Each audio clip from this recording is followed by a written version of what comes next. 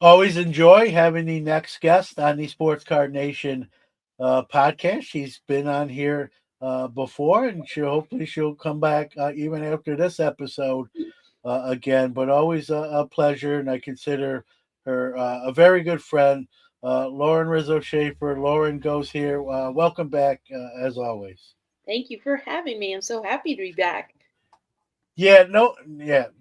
Thank you is more than thank me. So, you're pretty active in the hobby. You're a teammate of mine on Hobby Hotline. Do a great job there. I always say, glad to have you amongst the 16 folks that we do have involved in that show. Now you're a veteran. I think maybe the last time or the one you were more newer, but now you're one of the vets and do a great job. And just kind of where the hobby is right now. Like, is the hobby in a healthy place? I know it's doing well, and sometimes, I think you agree with this, Lauren. I think sometimes we put too much emphasis on the dollar signs, and Hmm. obviously it's doing well if we look at it just from that perspective. And I'm not trying to say that it's not important, but to me, it's got to be more than that. Like, how do you see where we are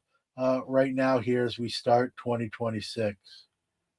I think we're in a pretty good spot. I just went to the first card show of the year in Dallas, the Dallas Card Show, and we set up and we had a great time, and it was packed. There were so many people there. So I think, I mean, if you want an indication of interest, that was definitely there at the Dallas Card Show, which is a great show to go to. So for it to be the first card show of the year and for people to come out and be excited and be active, I mean, I think we're off to a good start at least for 2026. Yeah, no doubt. And shows, that's a whole, we could do a show on shows, right? Mhm. And I did shows, and we've talked about this even on Hobby Hotline itself, right? We're getting a lot more shows. We're getting them in countries that haven't had them before. We're getting them. It's not even you know you know a national thing necessarily, but we're even getting shows in smaller cities that never had them here in the states and not just abroad. Do you think there's a point?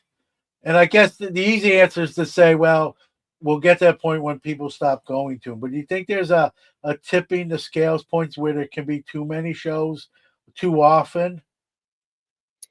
I'm sure it's possible, but I don't I think we're a long way off from that.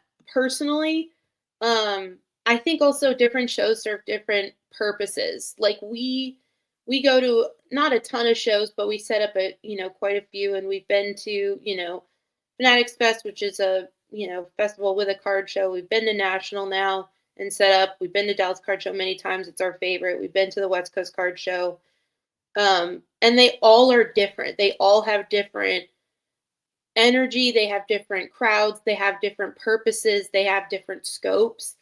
So I think I personally, if it is possible, which nothing's impossible, I think we're a long way off from that. I think everybody who puts on a card show right now that is able to do it again, um, knows that it's grueling and it's I mean the Culture Collision show. It's a new show and it's doing really well. And we're starting to expand to more shows, more than one a year. And it's hard. And Raphael works really hard to make that show successful. And but I think it's necessary. I think that people like Raphael saw that there was a need, and he filled that need. And so I think that I think like with a lot of things in the hobby, if it's not done well or it's not done with good intention, it won't last. So I think that there may be one day too many card shows, but I think the ones that serve a great purpose for a great amount of people, they'll always thrive. They'll always be there. So How many shows are you getting to as a consumer where you're not necessarily set up and you're just going to take it in, buy cards, sell, whatever the case may be? And how many are you doing as a dealer, as I do as well? Most of the time, we are setting up as a dealer.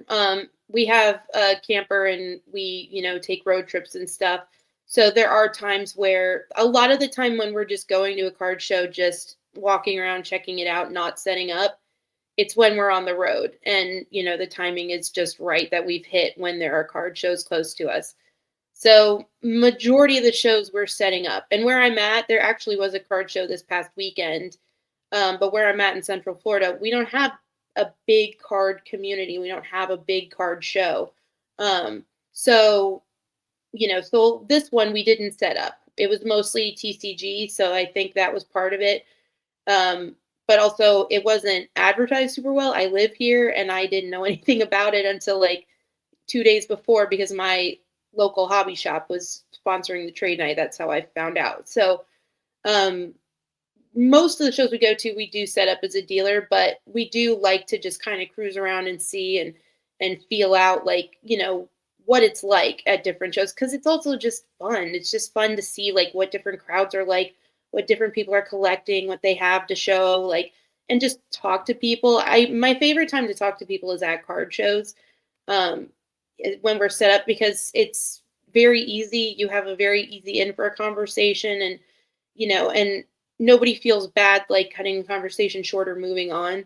So I know I'm like taking this question to a totally different place, but No, no, go ahead, by all yeah, means. just I like better when we're set up because we're I feel like I'm actually like serving a purpose when I'm talking to somebody. But we do like to just go check out card shows, walk around, just, see. Brian goes with very strong intention. He likes to go and be like with a purpose. Whereas I'm like, yeah, cards. Like obviously I want to be in a room full of people and cards.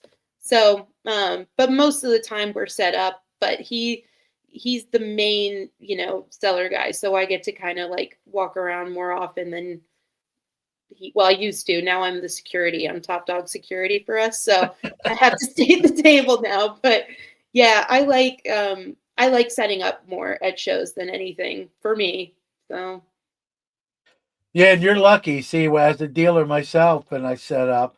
Now I'm usually set up with some friends of mine and hobby acquaintances, if you will. So if I really wanted to, like, obviously, got to use the restroom or what have you. right. But if I wanted to walk around, I probably can. I can.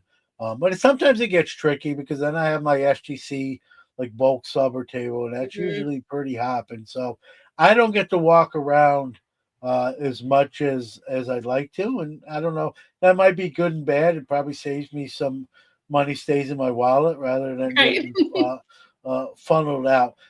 As a dealer, talking to a dealer, um, has your approach changed with how you do shows as you do them? Yeah, I guess I think like with anything, especially in the hobby, you just kind of learn what feels right. So we've done enough Dallas card shows that it's like we have our routine. We know what works. And if we're flying, it's different than if we're driving with the camper, but we have, routine and we kind of hone it in. Um so yeah, I will say I sat next to somebody this last card show. He was sharing the table with the guy who's next to us all the time. And he's newer to the hobby and he'd never set up before and he just had one case, but he had a bunch of stuff. But he was new. So he was still figuring things out. But we talked and he talked to a lot of people, a lot of content creators that were coming through. He, expressed like gratitude to them. He learned a lot from them, whatever. But um I got to share a little bit of knowledge too in talking to him while we were there. And one of the things I told him is, and it was late Saturday. So we'd already been set up Thursday, Friday, all day Saturday. It was slammed at Dallas, which was great. But it was later in the day on Saturday. And I told him that one of the things I used to do that I don't do anymore, I used to greet everybody who like stopped and paused at our table. I used to say, hi, how's it going to everybody? And that's not sustainable for me anymore. So I told him, I said, I'm polite, I pay attention, but I'm not like I don't like ask how you're doing and like try to, I try not to treat everybody like a customer in a shop, I try to let them breathe now. If they're just walking, because sometimes they're just checking things out and, you get them kind of roped into a conversation, they feel like they can't leave or whatever. But also for me, it drains so much of my energy and then I'm just spent and I can't like think or process as well as I'd like. So I'm trying to, I told him, I said, you get better about your social battery and kind of lending it out.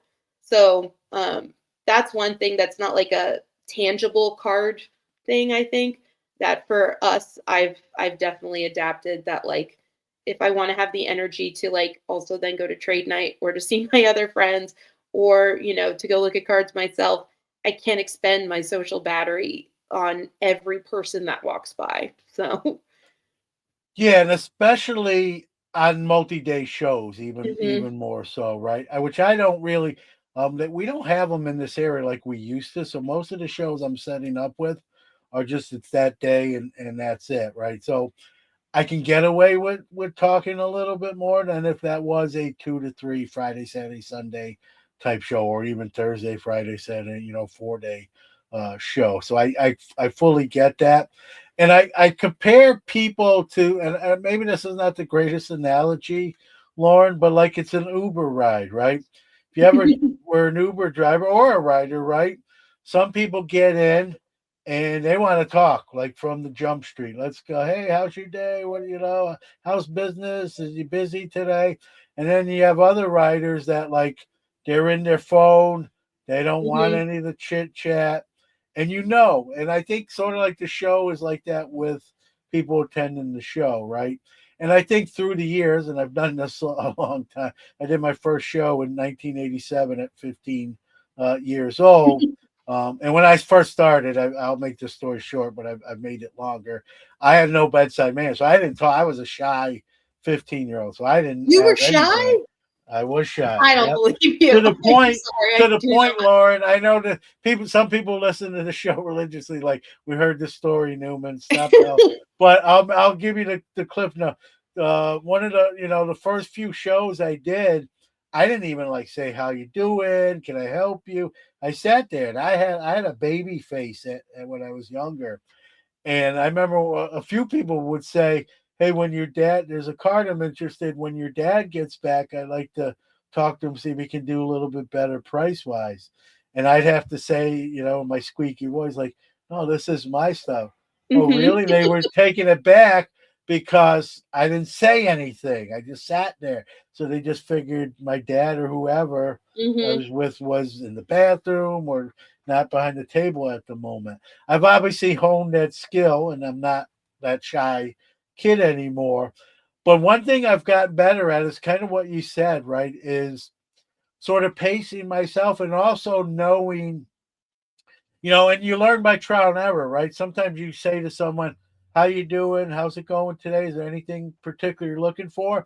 And you can tell, like, I didn't really want to be approached. And sometimes they'll no, I'm good, and they don't stay long and they leave. They didn't really want. I know it sounds goofy, but they didn't really want that sort of conversation. Some people feel more comfortable just kind of looking at what you're offering in your showcases without feeling like you're right there above right. them, like watching what they're looking at. And it's one skill I think I've improved. No one's perfect, but just through trial and error, I kind of know those kind of folks, right? And I sort of let them sort of set the tone. If they come to the table and they look up at me as almost if to, like make a verbal like greeting or not or nonverbal greeting, then I might say, "Hey, how's it going today? You enjoying the show?" Whatever the Right. banter is.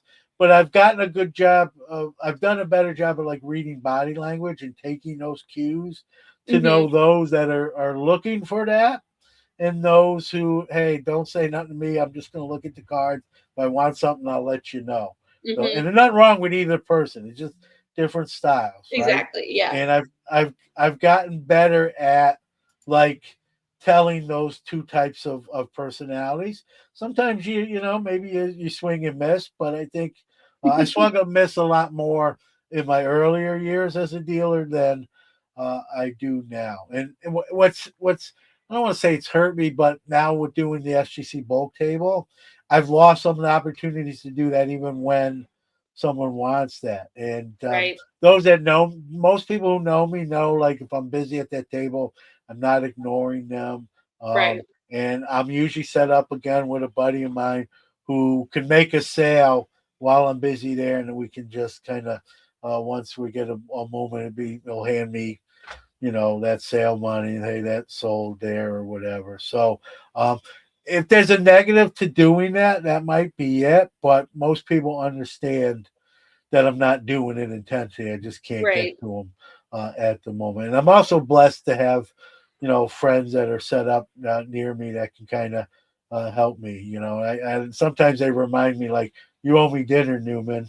I'm doing more work than you are." So, but you do the shows, and when you go to shows as a consumer and a dealer, I think you even know both, right? Because I'm a guy, I'm a pricer, and the reason I price all my stuff is because when I'm a consumer and I'm just at a show going from table to table, it's a pet peeve of mine, if you will. I don't like when stuff's not priced. I hate that. Mhm.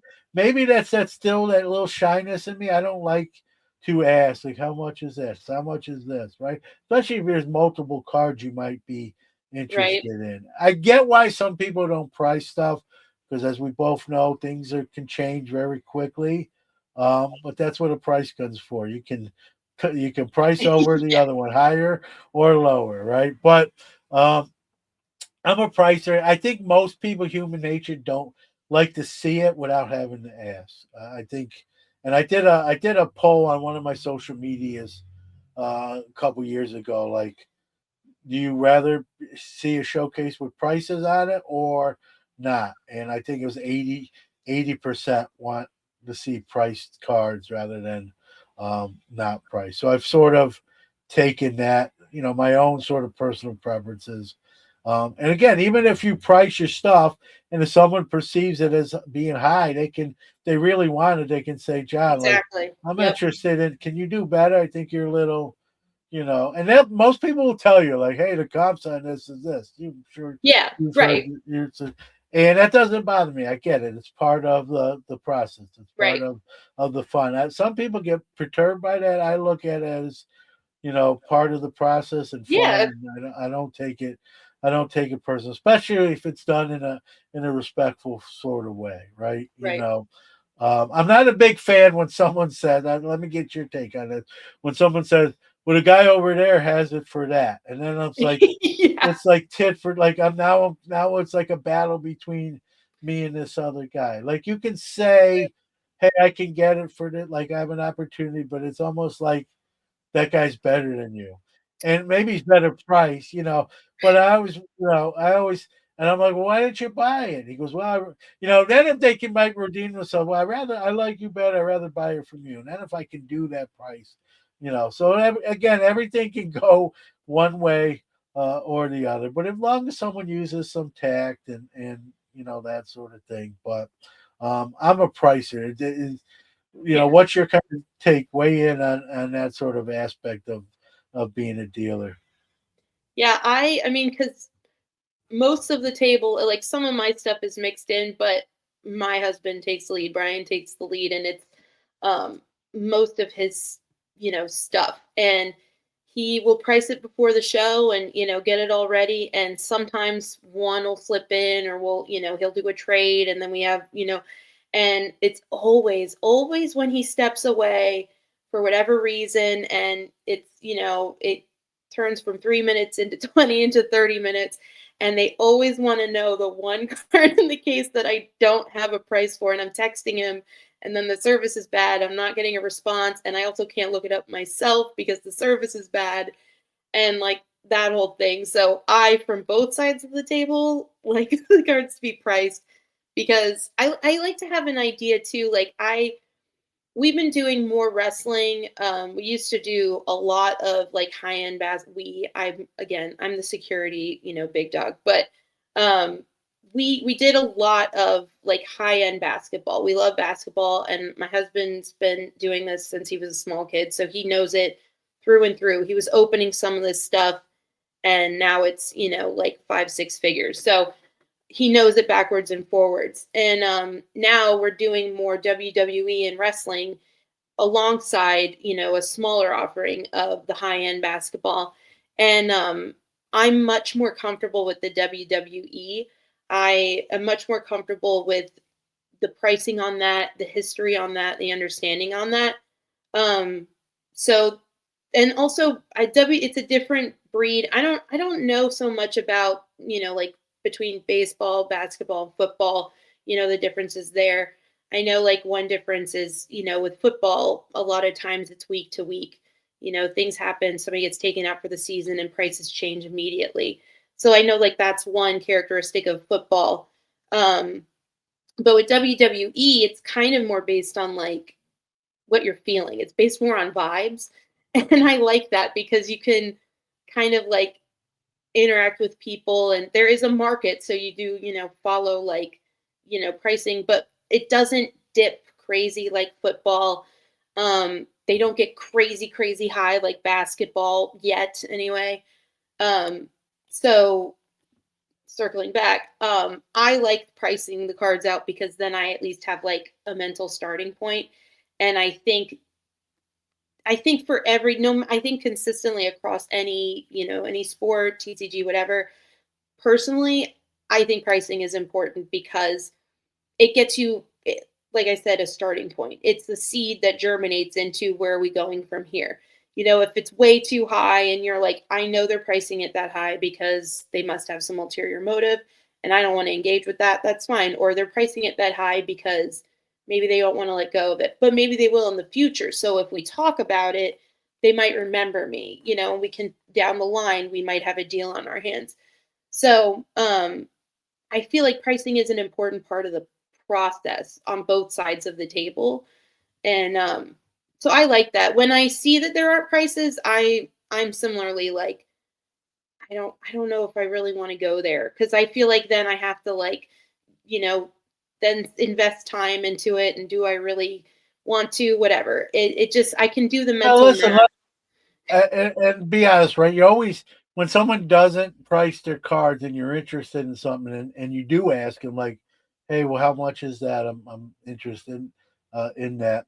You're always fearful that that price is going to be high because you've already shown your hand. It's like poker, Right. right? Right.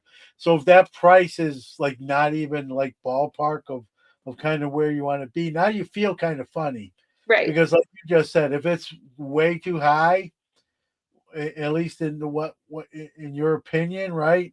You realize you don't even want to make an offer because it's not going to be.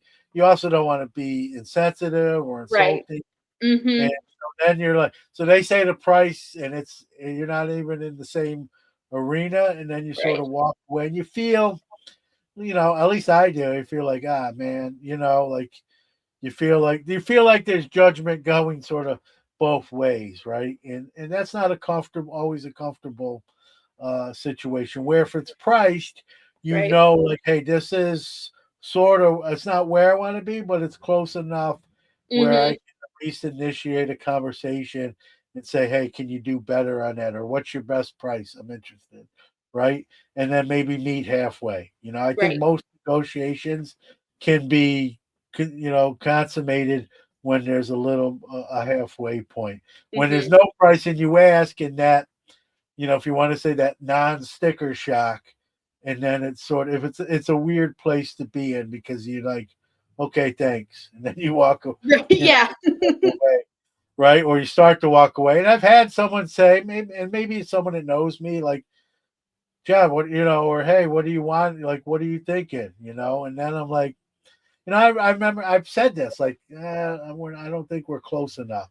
That's my Right. polite way of saying, like, you're a little higher than I want to be. And you don't want, it's their card. They can put $1 million on Mhm. it, like, and you just the same. You don't have to buy it if you don't like, but it's always a weird place to be in because you're sort of in a negotiation, and it may not be able to complete it. You don't want hurt feelings necessarily, Right. but what are you going to do, right? You do the best you can. But yeah, that's one of the reasons I price. And I put a little sign on my showcases, like if you're interested in something, let me know. It's more or less me saying like it's just like you said, it's a starting point. It's not the end Mhm. all be all necessarily.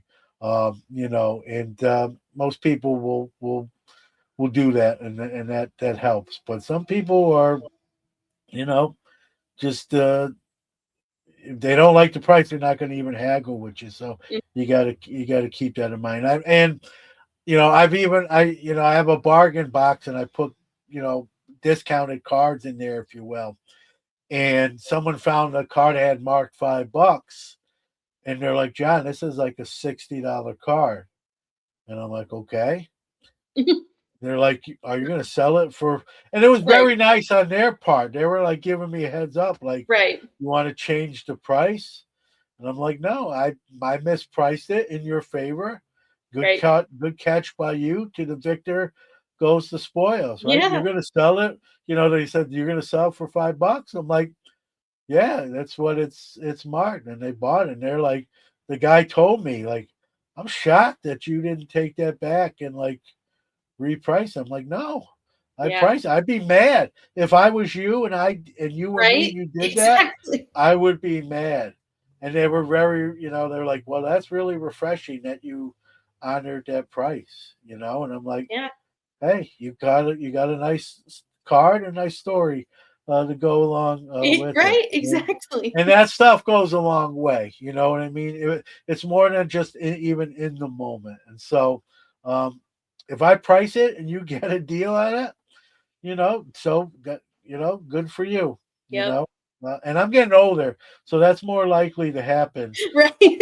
now, Lauren. I tell people that I'm gonna look in that box because I might have made a few other, good Right, mistakes. yeah, that's when you pull the box back and you're like, "I gotta go through it again And then." I would see For that's good my thing. year I for future I don't deals. really do that, Lauren, with those type of boxes. It is what it is, Right. and and here's my thing. That's why it's called a bargain. You're getting a bargain, right? Yeah, And so I leave it as being, and we know, look at like someone like Sam Darnold, right?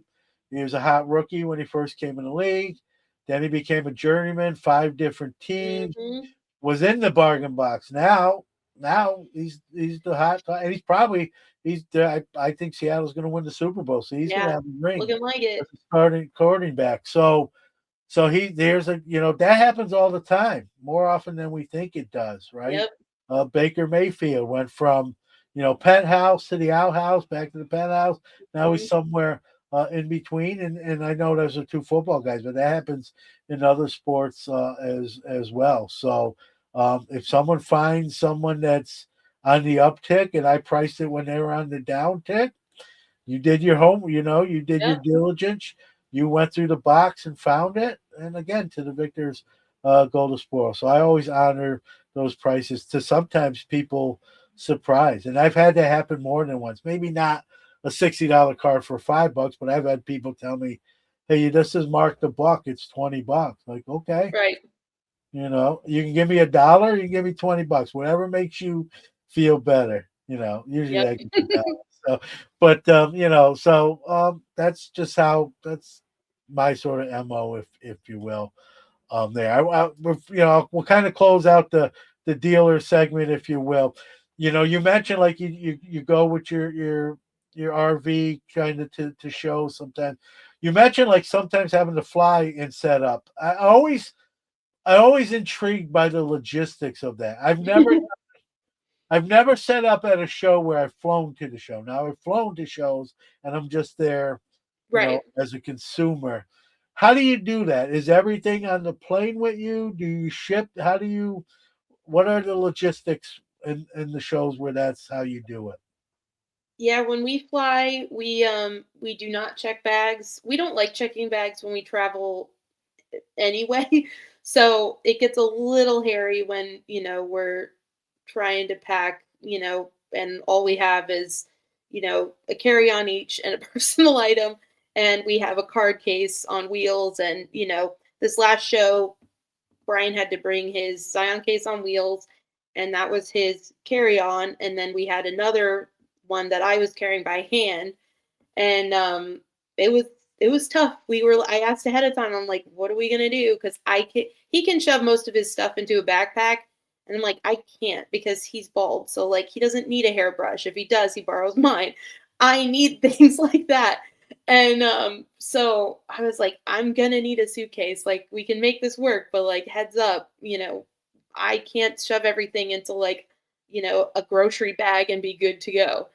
And we made it work. We keep everything with us though. We don't check bags. We keep it with us, and we it's just the cards basically. We don't. He had some small signs made that we were putting up that we could like the retractable ones. So sometimes we'll bring those, but we did not have room for those this time. But he brings all the card stuff, and then I try to pack things that will come in handy. I have like a little kit that's like this will come in handy. We might not need it, but it's better if we do. Pens, sleeves, car or post-its, different things like that. Tylenol because we're getting old. Hand sanitizer, like little things like that that are like his head's on pricing cards and where are the cards and what cards or whatever. And so I get to do kind of like the backup stuff of like, well, this is gonna probably be important, so you're gonna be panicking in the moment, and I'll be able to just hand you, the pen when you're looking for one. So we just kind of like, we just kind of meet in the middle on the needs, and he, I try to let him focus. He does not like flying, so he gets really stressed on the plane. So I try to also do things to like ease that tension. Um, but it's not for us, it's not too bad. We've kind of got it down to a science. It gets a little tough when like we start opening product. Like if we had a long day but we had a good day and we're leaving and we walk by and there's some wax on the way out the door and we're like, yeah, let's just open this tonight. But then the next night it's the same thing, and then we have to buy a row, a box, and like, okay, well, we got it now, but will it fit on the way home? And somehow we always manage. But yeah, the camper's nice because Brian has we have what we need to get things done, and we can still do eBay and stuff.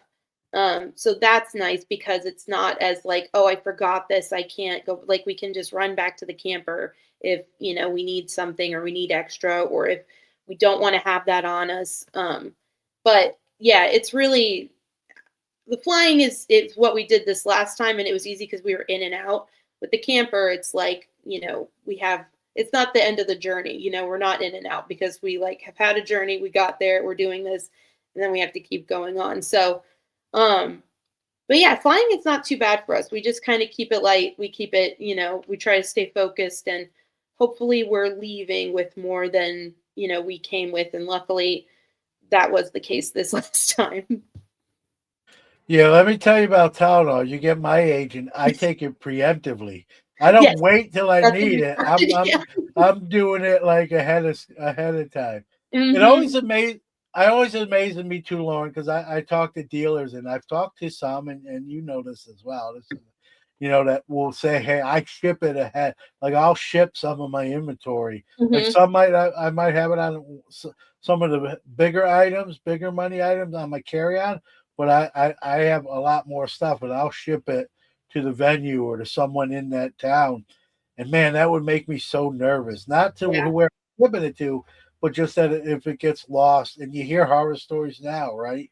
That whether it be a FedEx driver or you postal Hmm. service workers steal, and not even stealing, but it just gets lost, or Yep. the truck explodes, and like Yeah. there goes your whole inventory. And I know there's insurance, I have it, but it's like any insurance, right? You never want to use it, and if Right. you ever had to file a claim, insurance companies don't always just say, "Hey, how much do we owe you?" "Oh, here's a check." You fill it in yourself, Right. right?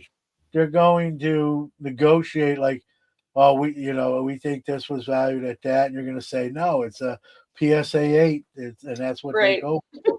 Well, we looked it up, and that sort of thing. So you hope it never comes to that. And so shipping, that would make me very nervous, but people Yeah. do Same. it, and they're like, when I ask them, like, "Are you nervous when you do that?" And they're like, "You darn well right, I'm nervous, but we got to do it, right?" And you just hope nothing ever happens. But Even I say like that the to myself. SEC, Ooh, I'm sending people's very expensive cards to Boca Raton, Florida, and I'm nervous until I get that, notification mhm, that they arrive safely, and then I'm nervous when they're graded and they're on their way back that time, right? So, mhm. um, shipping is, what it is, right? We've heard some of the things that can happen, and you just hope you hope it's somebody. Well, you hope it never happens, and then you hope when it does, it's not you. So Right, right. I always when I talk to people at the national and they got 20 showcases and you know half of them like drove and then the other half's like I'm like, did you drive with all this stuff? No, I flew. I'm like, how'd you get? "Oh, I shipped it in, and I'm like, holy smokes, man, you're braver than me, Yeah. So but I love those sort of the stories behind the stories, like how does the Mhm. logistics work here, and then they got to ship it back to the home too, Yeah. right? It's not a Yeah, I one way couldn't do it. trip. I couldn't endure that. You got to be nervous again. You got to be nervous twice when you're shipping to and fro. So uh, God bless them, and Mhm. hope obviously there's no bad stories there.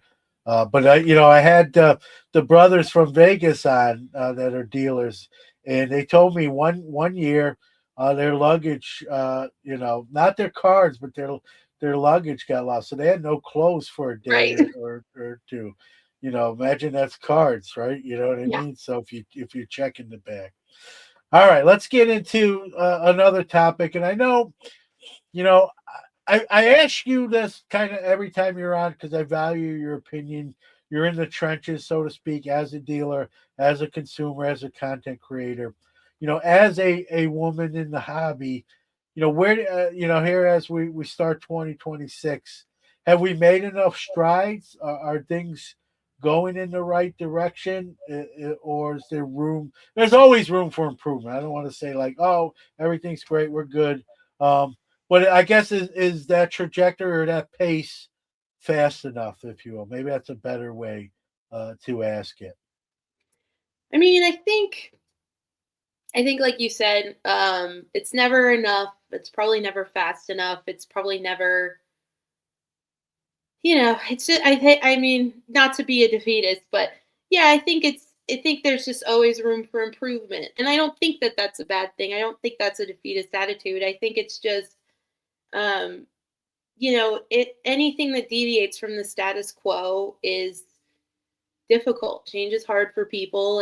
And that's not to say that, you know, women collecting cards is, a game changer for women's rights or anything, but sports cards are historically a male space. It's just a fact. And women haven't always been welcome. And there have been many pioneers who have stuck with it because they loved it from, the start when they were kids.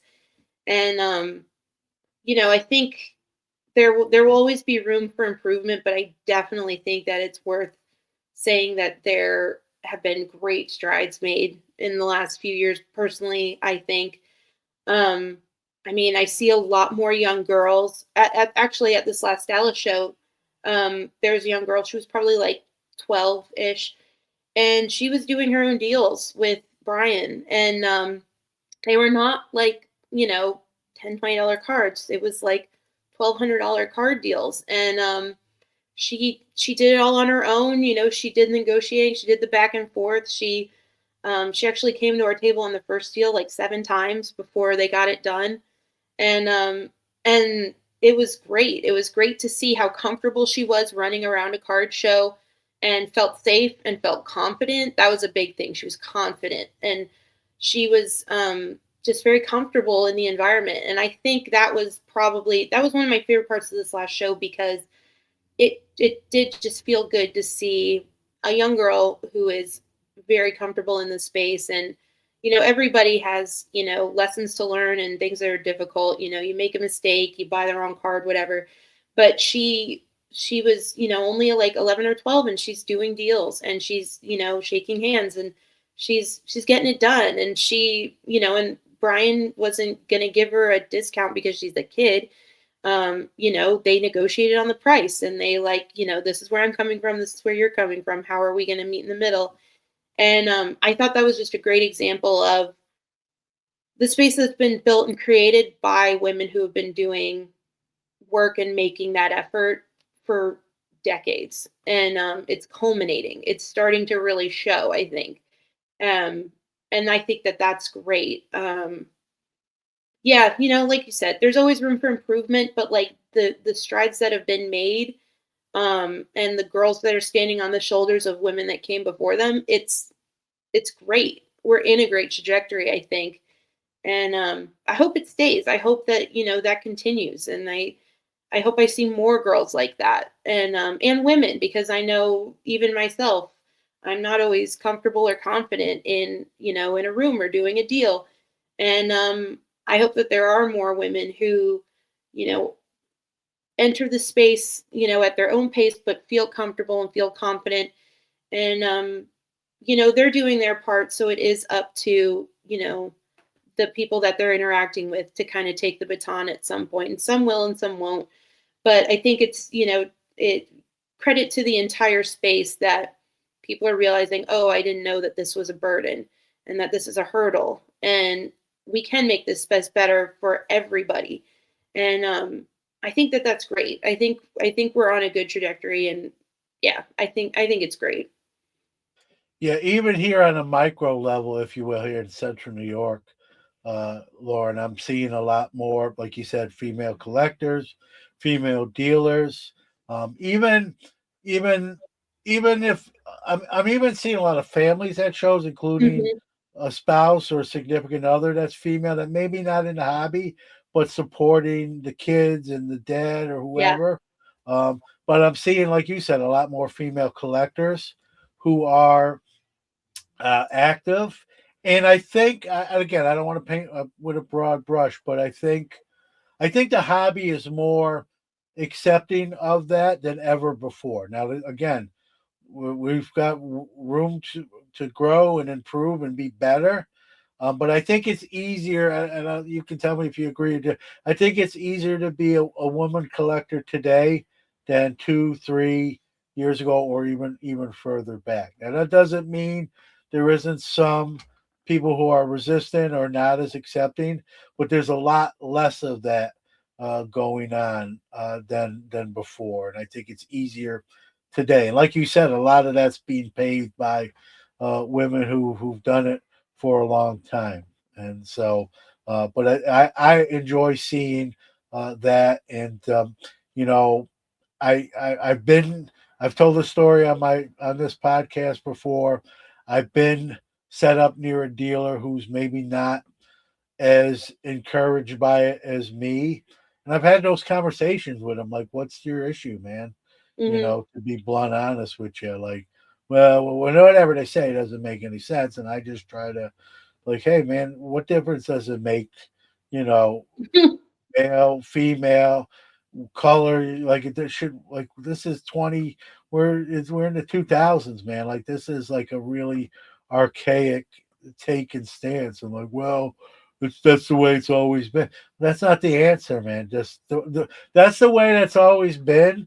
Yep. Gets businesses, closed, and things go bad. So like you can't. That's a cop out answer. Whenever I hear that, but Hmm. I think, again, I think today we're in a, oh, there's a lot less of that.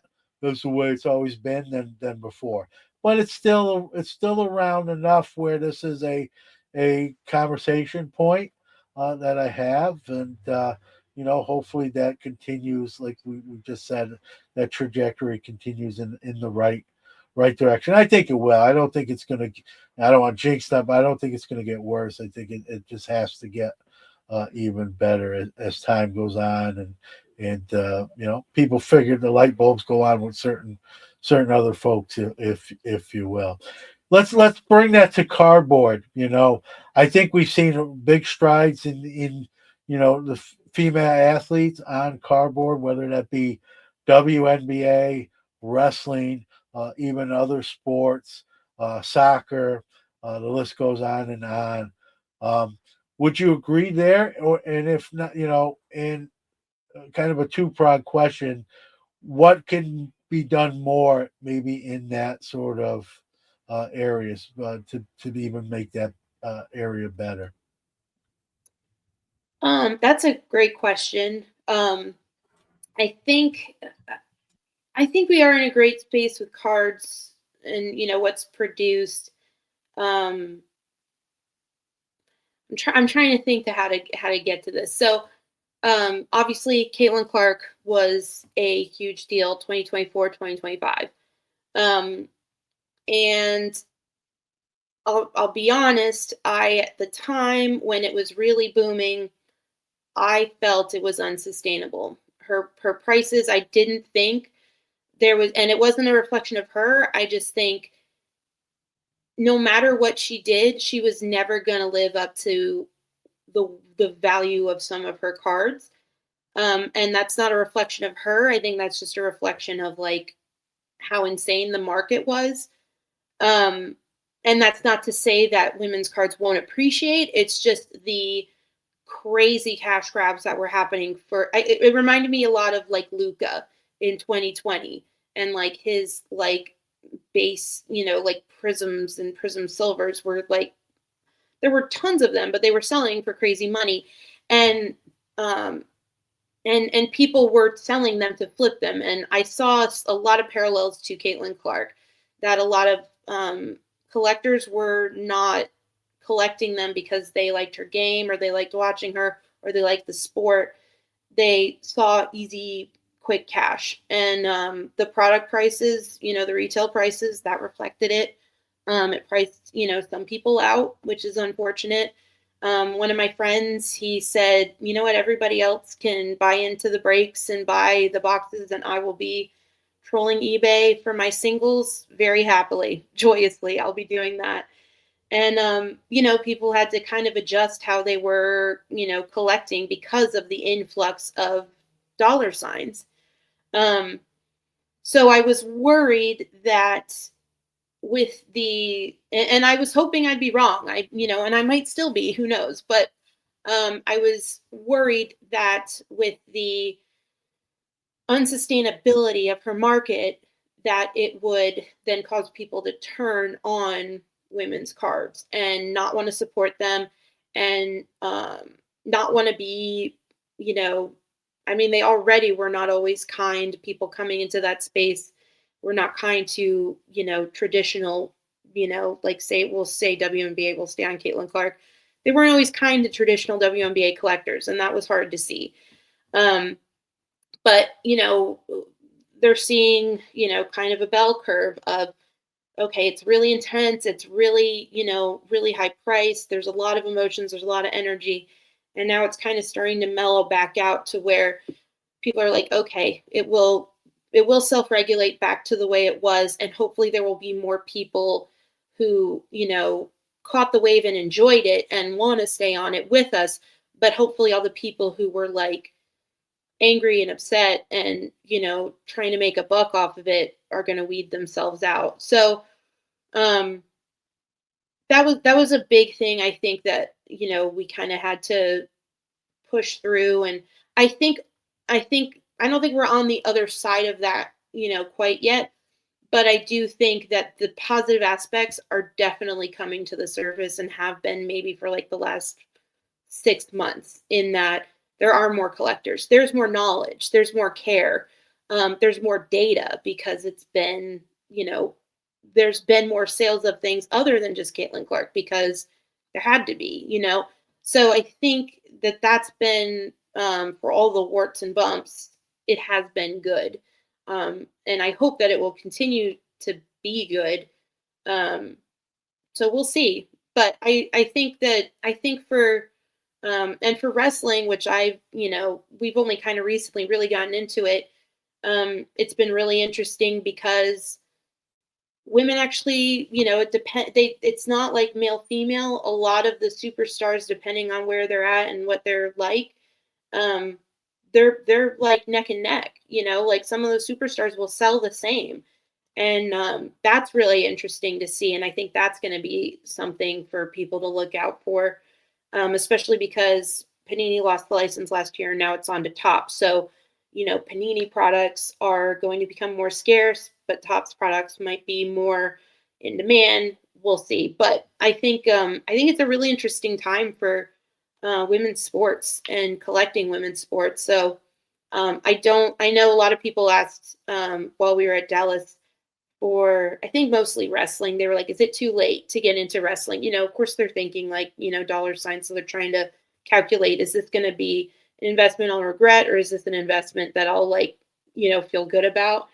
And we said like, no, it's not too late because if it's something you're interested in and it's something you enjoy, um, I think more people are going to be invested in it, and and it's a great community, blah, blah, blah, all the reasons. But Well, if you love it, listen, not to cut you off, if you love yeah, it and enjoy it, that's not right, even a question, is it right. too late? Because if you Yeah. love it and enjoy Yeah, it, you're we into had a hard time answering because we're like, well, no, but then trying to like put our hat on of like, okay, we're talking to a customer. We're like, no, it's never, and then we're like, looking at it through a different lens. But um, yeah, I think we're in a good spot. I think we're on an upward trajectory, and I think, there's always growing pains in certain aspects. And I mean, the hobby as a whole went through growing pains over the last decade. And um, I mean, I err on the side of optimism. I think overall, you know, we benefit from growth and change. So, Yeah, and the whole Kate, I'm glad you mentioned her because, and it's not her fault, right? mhm, But she like for people who don't know or not that, you would think she's the only WNBA player. right. The way that's all people talk about, and she's a great player. I'm not Hmm. taking that away from her, but it's almost like a double edged sword. Like she helps the hobby Yeah. and hurts it. And when I say hurt, I mean not her personally, but Right. just the whole phenomenon where people don't give enough of the other of our contemporaries credit as well. And then I think sometimes that hurts. And we saw some of that stuff uh, on even on the court where people were resentful that she was getting a lot of shine, or people were just talking about her a lot, and sort of making comments or being a little more physical with the fouls during the games. And listen, she was uh, perfect with it. She didn't. I don't know how you want to word it, but she responded accordingly. She didn't, she just kept playing her game and promoted the sport she loved and the league Mhm. that she was in. But sort of, like you said, people saw dollar signs with her, and that's why they came in. And that's not even just a women's sports thing. That's Right. across the board. That's across the board. We saw a lot of that, especially in the COVID crescendo year and a half. With a lot of people who aren't even cut like just from the sneaker industry just said, "Hey, this is the Yeah. next big thing. I'll put my sneakers in the closet. Let's do this now." And like you said, those people to each their own. But when the smoke clears and the dust settles, right? People who really love the cards and the sport will stick around, and those that are just seeing an S with two lines running up and down through it will probably exit stage left. That all kind of shakes itself out. But sometimes when there's an individual athlete on that sort of trajectory, you get that double-edged sword. It's good, it's great, and it can be bad at the same time. Through no fault of, in this case, Caitlin Clark. She's just going Right. out there trying to play basketball, sport she loves. Like that's all secondary to her, all the business dealings Hmm. and whatnot. So, and again, you see, it's not a women's sport thing. It's not a women athlete thing. That's just that happens across the board in any hobby, business, whatever you want to put. Want to talk about a little bit about writing? You write as I do, and I think everyone thinks it's easy, and some Hmm. days it's easier than others, Lauren. But there's moments even with me where I'll like, what do I want to talk about? What do I want to write about? And when I tell people that, they're like, dude, you can talk about anything. How do you have a what writer's block? I'm like, it's Sometimes crazy, that's but the there's problem. I can talk about that literally is anything. that, and sometimes when you've written about so much, like I don't try. I'm guilty of doing it, but I try not to write about the same thing too often. But Right. sometimes you got to revisit a topic, kind of speak to that as a writer in the hobby to hitting that sort of wall. How do you get past it, and that sort of thing. Um, well, I am working on getting past it. I have not written for collectibles on SI in a couple months, and that was not planned. Um, it But just I'll defend you here. I'll defend you here because I know exactly. And the way you said it with your tone, you're sort of. I think you're being a little too down on yourself. Sometimes that's what you need to do. yeah, I've done that, right? unfortunately. I'm going to take a break until I don't want to write about something. And again, I want to speak for you here. I'm speaking for myself. I don't Mhm. want to write about something and feel like I'm just doing it because I have to do it. I have a deadline, Right. so I really don't care. But here you go. Here it is. Um, and so I've done that too, where I've like, hey, I'm gonna like put the notepad down, or I'm gonna close the laptop because I'm not feeling this. And then Mhm. when you sort of like do that, at least in my case, and you can tell me if when you go away from something, then that light bulb may go on at some point. Might not be Mhm. the next day, it might not even be the next week, it may be somewhere. And then when that light bulb comes on, and then you open that laptop, you open that notepad back up, and I think there's nothing wrong with taking a break. I've even said that with the hobby. Sometimes Mhm. people like message me, John, like I'm burnt out from the hobby.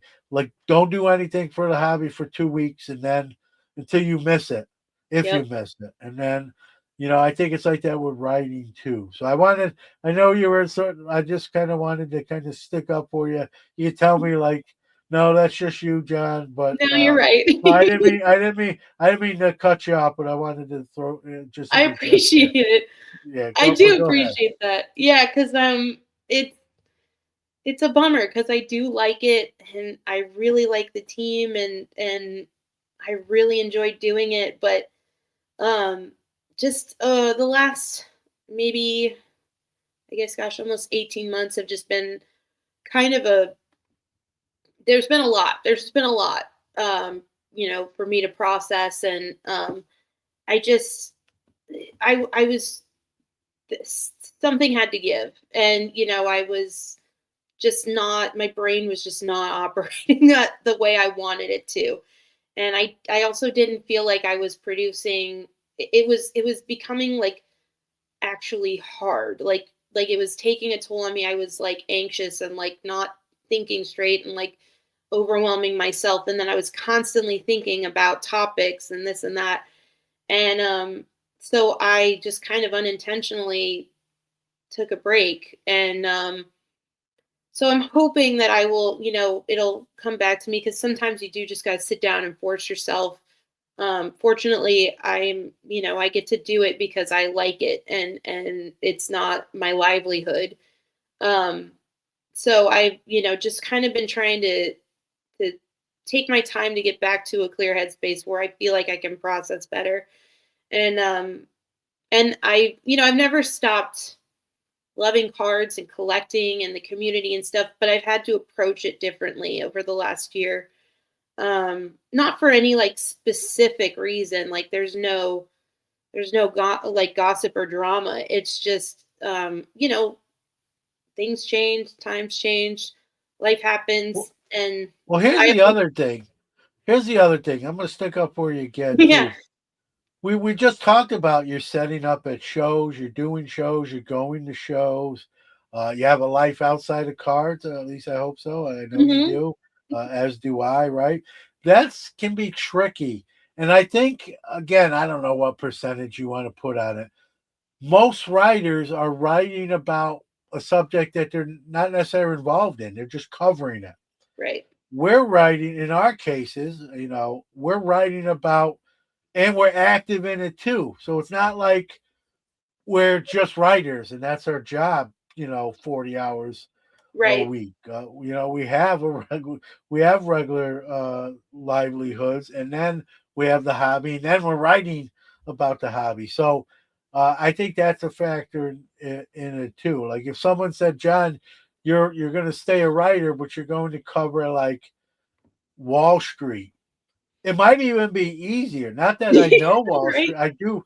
I know enough where I could probably pass, um, but I can do it because I'm not doing Wall Street 38 hours. On top of that. Right. But when you're in the hobby already, and then you're covering it as a writer, a lot of people would think, well, that's easy, but it's not as easy as people will probably think. And you do it long enough. Again, there's plenty of topics, but you do it long enough, and you cover a good majority of them. And one thing and again, I'm guilty of it, but I try not to like do something I've done already, or if I do, I like to have it be years before I touch on Mhm. it again. That way, it's almost like an update. I don't want to 3 months later talk about something I talked about 3 months ago. Can you do it? Sure, you can do it, but I like to give it a little more breathing. It's like a wine, let it breathe a little bit. It's too easy, I think, to do that. So I think that's the case too, right?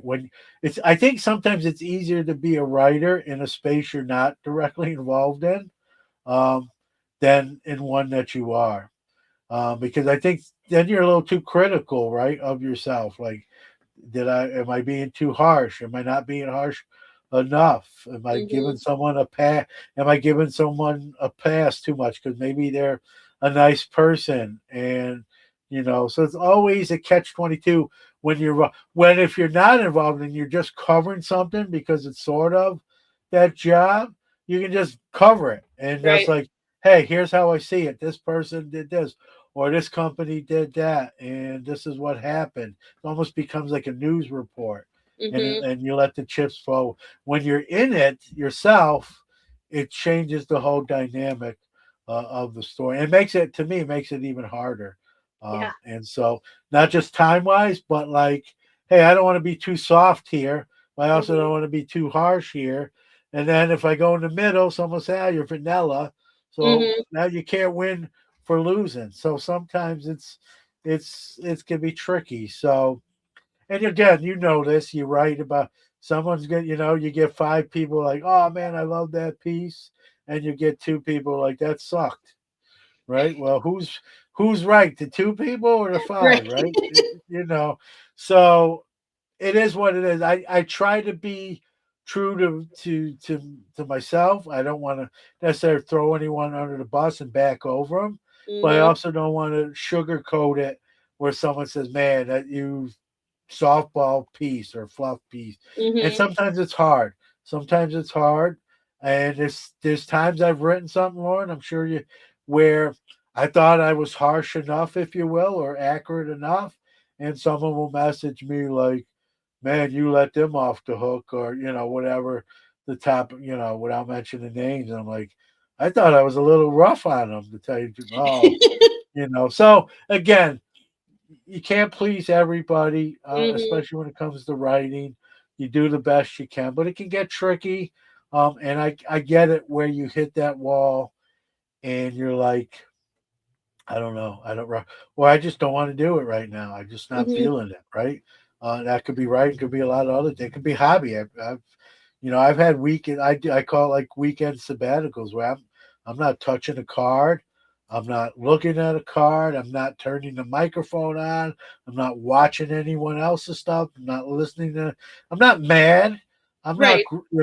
I need to decompress. I need a break. And Yep. I think sometimes, Lauren, we don't do enough of that, and that's where burnout sets in, and then you risk like, hey, I just don't enjoy this anymore. I'm Mhm. leaving. And I don't want to see anyone leave something, at least if they enjoyed it at least at one point. Sometimes, I know it's cliche, but sometimes absence makes the heart grow fonder, right? It's Yep. true. The times where I've taken 2 weeks and not I've pre-recorded stuff and loaded it in the hopper and it's done. I may not miss a show, but for 2 weeks I haven't really done anything hobby wise, and I miss it. And I know that's how I know I'm passionate. I love it. I was Yep. a nice 2 weeks off, but I'm ready to get back on the horse and ride again, so to speak. So, and there's nothing wrong with that. And for some people, it might be a couple of days. For someone else, it might be a week. I've had people write me, Lauren, and say, I took a year break and like I'm back. I knew I was coming back. I didn't quit. I Right. just needed to I didn't put a time frame on it. I knew a break. It wound up being a year. And guess what? Here I am again. So, Mhm. when I get if I get a message like that, I'm like, do whatever works for you. There's no template here. It's whatever works for you. We all have different personalities and quirks, and that's the beauty of it. And so, Yeah. um, there's no wrong answer. And I think that applies to writing as well. And for you, I don't want to, again, I'm speaking to you. I don't want to speak for you. When that time is right or that light bulb goes on, you'll know it. And I think that's where the best writing actually comes from, if you ask me, is when you enjoy doing it, right? It's when you feel like you're going through the motions. I don't think you're going Mhm. to be at your best. That's sports, right? You hear athletes say, I should, I've read a book, athletes book, like, and they in their own autobiography said, listen, I probably should have retired 2 years before I did. I went through the motions. I wasn't Right. enjoying it, but I felt pressure, whether it be from family or fans or even from a team organization as well. Hey, we need you. Hey, give us another year. Um, you hear those kinds of stories. So, and then anytime you go through the motions, I don't think you're going to be at your best. I mean, there's some people might be above that, and God bless them, but I know with me that's not the case. Mhm. Right. Uh, but and again, you're doing so many other things, right? I think that's a factor too. I think I don't want to say be worse, but be different if you weren't and you were at that point. Right. You know what I mean? I think there's only so many hours in a day. There's only so many slices of pie. You gotta, wherever your passion lies in the moment, or in the day, the week, the month, the year. No one. I always tell people, no, I always get questions, Lauren. Like someone will message me, "What do you think I should do?" or "What would you do?" And I'm like, no one knows you better than you. I may Yeah. know who you are. We may be friends. I may know a little about you more than someone else, but at the end of the day, no one knows you better than you. So I can give you and all it would be was an opinion, but at the end of the day, you're your own CEO of yourself. And so you have to make the best if you want to say I'm a business and I'm the CEO of me, you've got to make the best business decision for you, right? Who knows yourself better than you? You can ask someone can ask my opinion, but it's still got to be their decision and what they're comfortable with. And I think Yeah. that's how you should approach it. But you'll figure it out. You're very smart and intelligent, and probably more so than I am. You should be, Nah. uh, but as always, I appreciate you coming on. I enjoy talking to you, whether it's this way, off the air, in person, hobby hotline, and you're awesome. And thanks for chopping up with it. I always give the guests, Lauren, where people can see what you're doing. Whether it be website, social media. Take your time, give wherever you want to steer anybody. Go ahead and give that stuff out.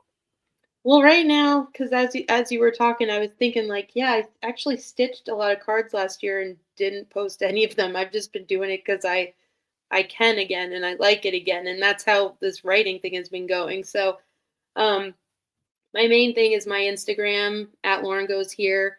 I'm not posting on there a lot. I'm coming on here and there, but more so now. I was kind of cold turkey for a minute. So I am there if you want to check me out. But right now I'm just kind of I'm still focusing on like the tangible aspect of what I like and how to spend my time, and and trying to get back into writing again too. So, but if you do need to find me or want to find me, Instagram's probably the best place to start. So, There you go. Yep, and incredible with the stitching. I have seen some of the ones you've posted of late. I can't barely tie my shoe, so I wouldn't even know where to start. Now my grandma, rest her soul, she was quite the crocheter. Not with cards, but I wonder if she could have done that if like I showed her, like if I showed her what you were doing. I wonder if she could have done it in her I'm own sure right. she could. I would have just had her made me stuff. Instead, I got like I still instead I got blankets which are beautiful and Mm, doilies and tablecloths and end table covers. So, but I'm kidding. But she might have been able to do it. But you do. That being said, you do incredible work there, and sometimes right, you pour yourself into something else, and then maybe you'll miss it and mhm, get back to it when you feel the time is right. And I rather you're an incredible writer, so I rather you write when you're feeling it than when you're not. I think we can say that again, whether that's an athlete, a writer, whatever, the content creator doesn't matter, right? You do your best work when you're really passionate and feeling it and into it. So nothing to apologize for, and we'll see you again. So as always, we're getting close to the national. We didn't even touch on that, but maybe we'll have to do another episode closer to the national, kind of chop that up absolutely. I'd a love little bit to. more. So, thanks, Lord. All right. Thanks, John. Take care.